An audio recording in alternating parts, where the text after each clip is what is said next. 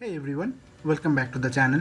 Today I've got something very special for all the students out there. Google is now offering a 2 terabytes of cloud storage completely free for 16 months through their Gemini Student Plan. Let's break it down what this is, how it works and who can claim. So what exactly Gemini Student Plan offer?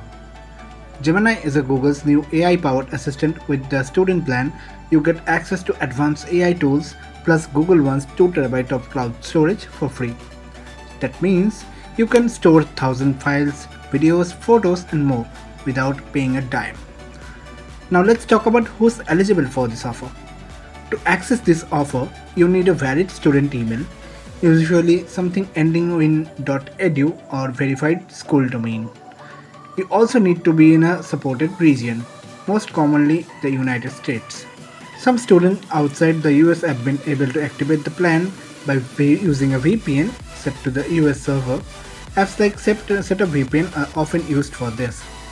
Some have also used a temporary student email for verification, but here is the thing.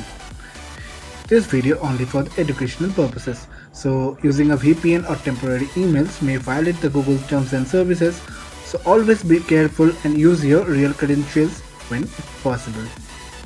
So alright, here's how you can redeem this offer.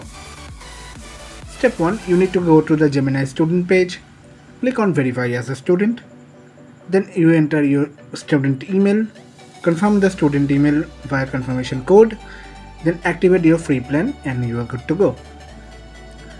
Sometimes Google may ask for a payment method like a credit card or debit card, but don't worry, there is no charge, you just identify the verification.